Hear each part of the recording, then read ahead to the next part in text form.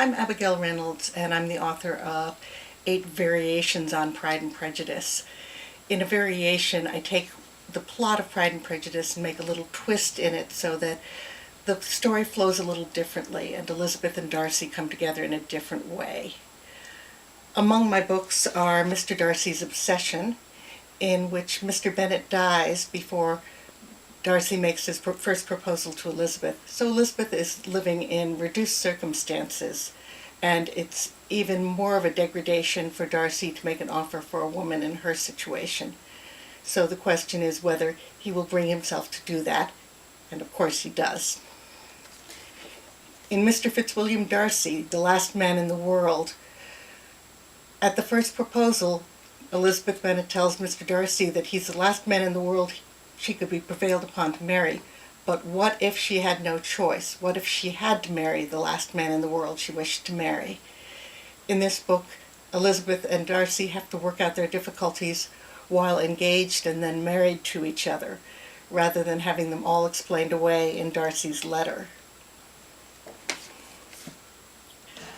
Pride and Prejudice inspires me in a lot of ways. I love Jane Austen's incredible sense of irony and the way she can delineate so much in just a few words.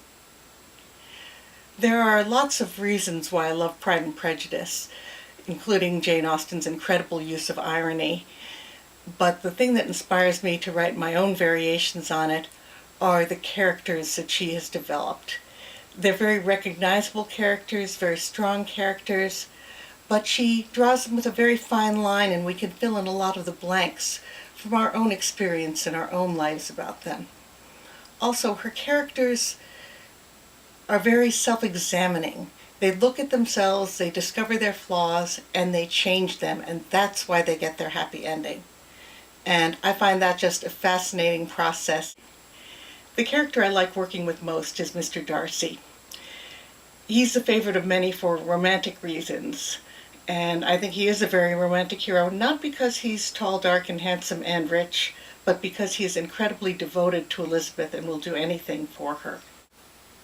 But what I really love about Darcy, and what I think generations of young women have loved about Darcy, is that when he first meets Elizabeth, he does not think she's particularly pretty, and he thinks that her figure has more than one flaw. But just when he's decided she's not attractive, he becomes very taken by the intelligent look on her face, owing to the expression in her dark eyes. And isn't that what every woman has ever wanted? To have a man fall in love with her because of her intelligence and who she is, instead of her beauty or her body? So that's why I love writing about Mr. Darcy.